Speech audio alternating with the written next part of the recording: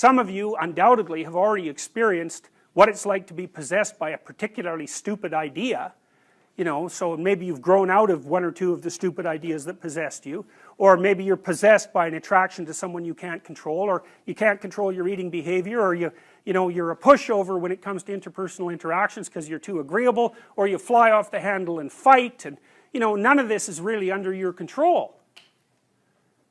And so all of those things that manifest themselves not only in your behaviors but in your perceptions themselves, you know, they tend to take on embodied form and use you as the vehicle for their activity.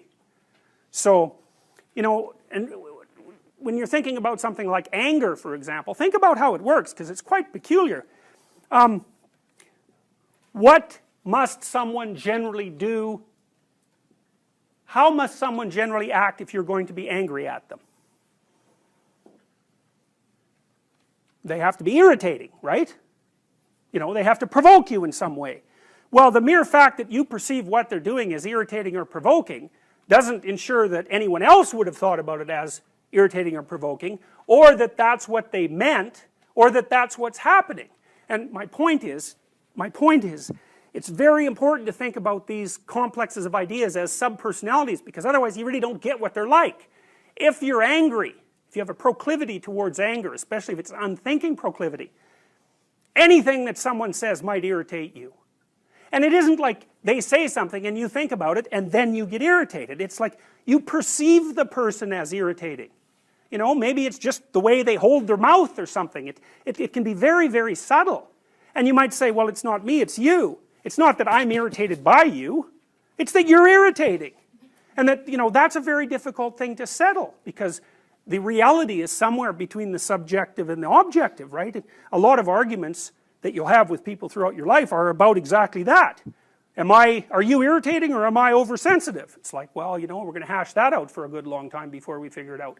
But the point is that if you're possessed by an emotional state or a motivational state or an idea or some kind of complex, you'll see the world through its eyes. And then the facts reveal themselves to you through the lens of that particular set of ideas. So it's a very frightening idea, because, you know, we like to think of ourselves as masters of our own house, which is completely clueless, because it's obvious if you watch yourself for like a month that you hardly ever do what you tell yourself to do, and you're liable to do all sorts of other things that you don't even want to do. You know, because you say, well, I'm going to go to the gym 3 times a week, and I'm not going to drink, you know, and maybe there's this person I'm not going to associate with, and then, you know, you don't go to the gym, and you find that person and you go out and drink with them, and you think, what the hell's going on, you know? But you're not the sort of person that will do what you say. And so, like, what sort of person are you? Well, that's a psychoanalytic question. It's a deep one, because you're a peculiar thing, and there's parts of you that are really, really, really old, and you know, the sort of naive you, the naive young you that you think of yourself as is like a little piece of flotsam in an ocean of complexity, and the ocean of complexity is you. And part of diving down into the depths is to start to understand what it means to be human, and like whatever that means, it's the one thing you can say about it for sure is that it's bloody peculiar.